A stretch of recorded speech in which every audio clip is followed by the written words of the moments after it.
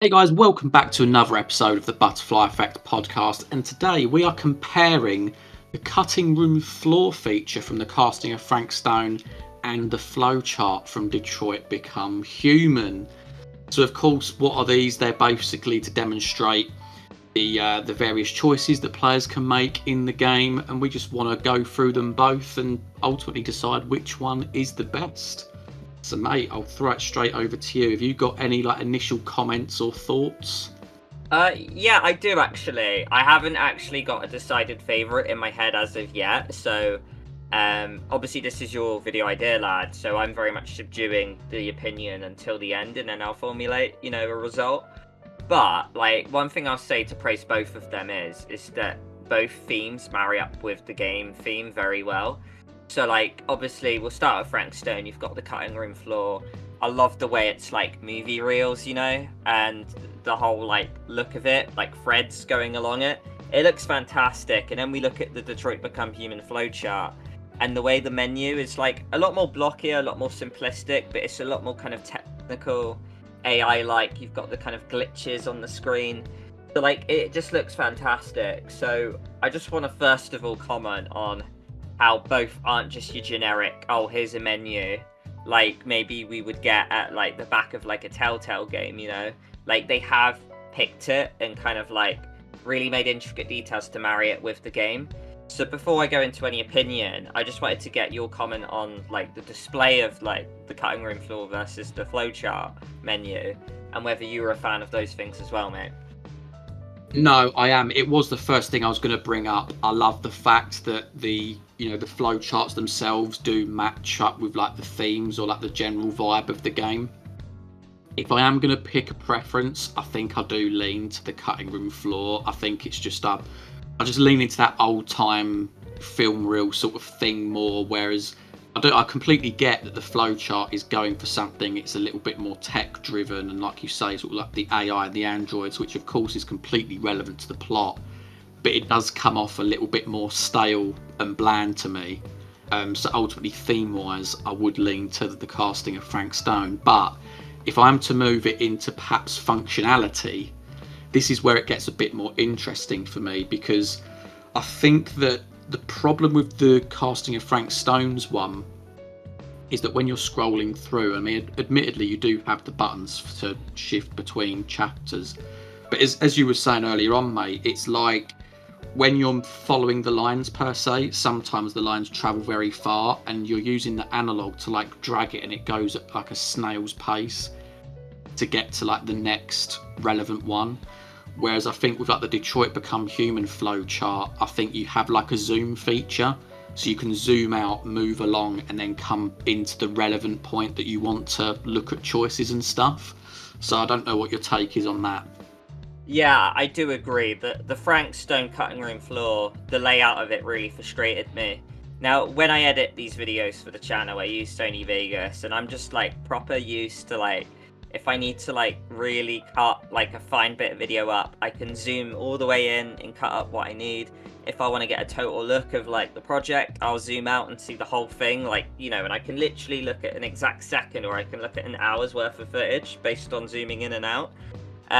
Detroit Become Human does this. You could literally zoom out, go really far out, and you can see the entire flowchart almost of the level of what the branching is, and it doesn't shy away. It says, okay, this is the branching of the game. This chapter here was a bit more linear, but you could do this and this. You could find this collectible. This one has this variety. The other thing as well is towards the end of the game, where you join up with the three playable characters and then you split off. You can even switch through the pages, and it was done really well. So I love the display of it. Frank Stone was infuriating. Now, I asked you before if it was different on console, but it does sound like it was more of the same.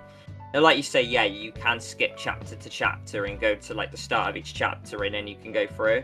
But it's painfully slow to get, through the choices. And it's just zoomed in stupidly far in, to the point that you can't zoom out like you mentioned. So you have to awkwardly find your way through the game.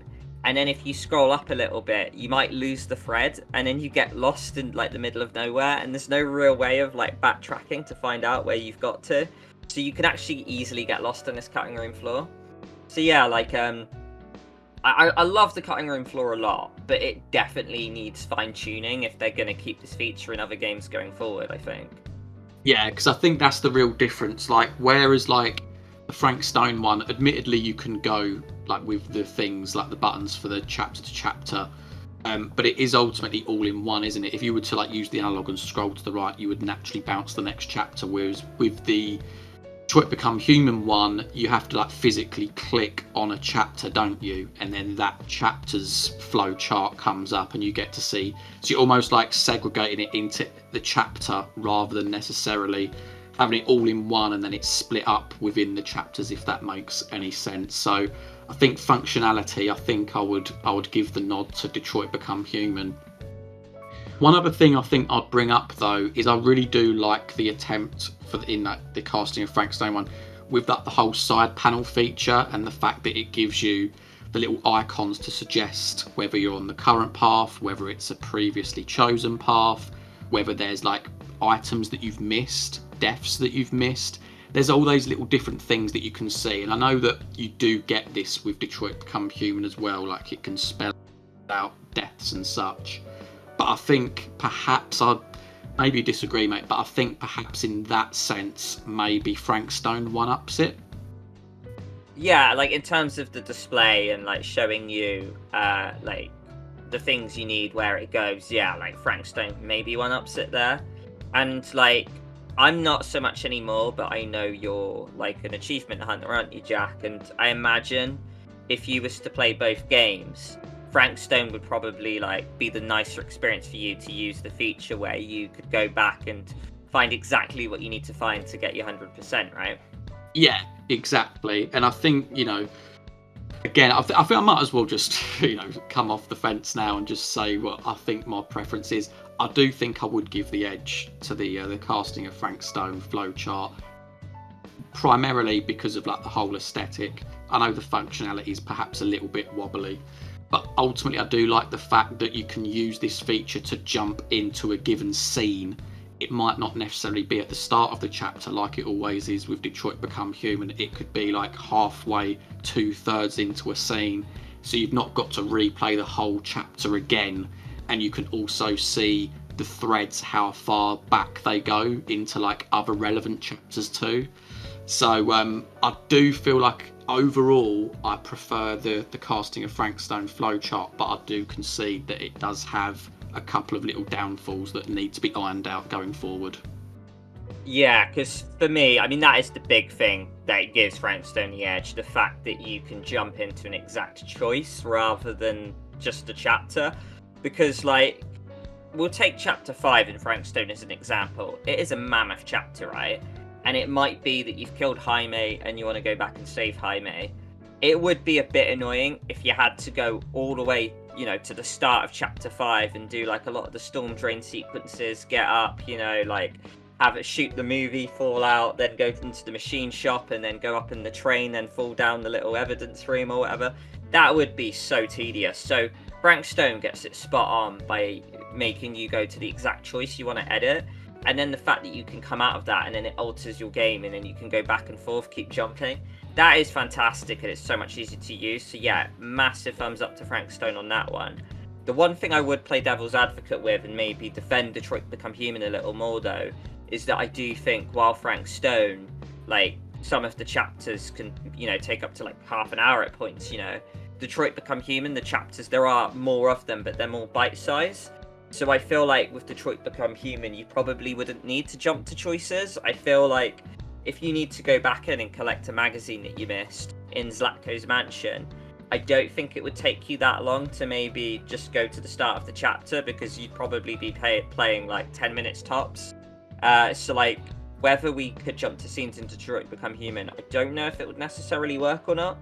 But yeah, Frank Stone got it absolutely spot on. And I think my conclusion is I think both flowcharts definitely do what they need to do for their individual game. But Frank Stone needs to kind of really like fine tune and tweak its display if they are going to carry it forward. Because yeah, that whole zoom thing was just really tedious. It was just stupidly close. But they're onto something amazing. It would be so cool if we had that for the Quarry Until Dawn, to be honest.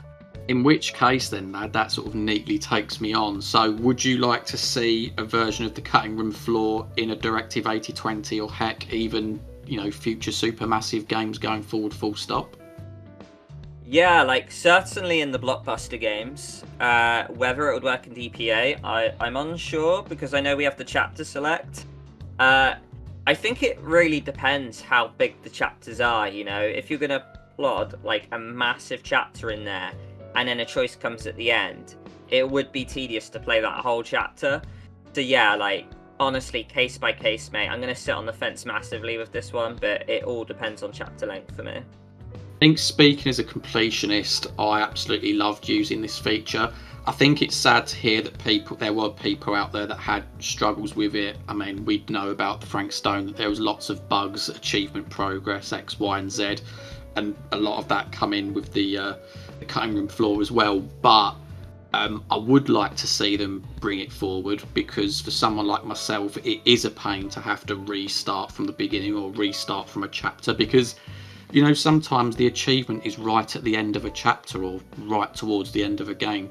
And if you've got to go so far back in order to achieve it, or heck, right to the beginning of the game, it is a little bit of a pain. And then you get those scenes that you really don't want to trudge through again. So I 100%, I really like the idea. I'm glad they've implemented it.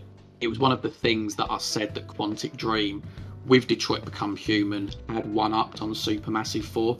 They were proud of like displaying all the various choices, and don't get me wrong, I think that Detroit, in terms of the various choices, does still, is still king really over supermassive games. But I think that they are starting to move in that direction where they're just very transparent with what could potentially go on, and it sort of raises intrigue. Even though I've got the 100%, I've still got pathways that are not fully lit up. They're still like dotted lines. And I'm thinking, what the hell can them be? So, I think overall, for us fans, these are just really good features, and I would definitely like to see them carry on forward into DPA or their future blockbusters. So yeah, there we go, guys. That was our quick discussion on the flowcharts from Detroit Become Human and the casting of Frank Stone. Tell us what your favourite is in the comments section below. Are there any improvements or difficulties that you had with the features when you used them? And we'll look forward to reading and replying to them. You got anything to add, mate? I do not, no. Good stuff. Thanks for watching, guys, and we will see you in the next one. Bye, guys.